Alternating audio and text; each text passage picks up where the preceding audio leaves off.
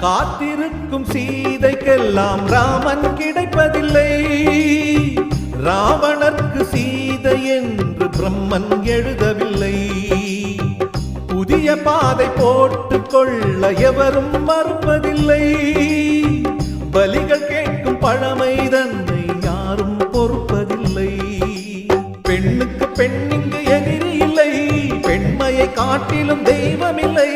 அத்தை கண்களில் அன்னை தோன்றினாள். தோன்றினல் மாகாளி, அவள் பரிசிந்த பொன் தாலி. இது காதலின் சங்கீதம்,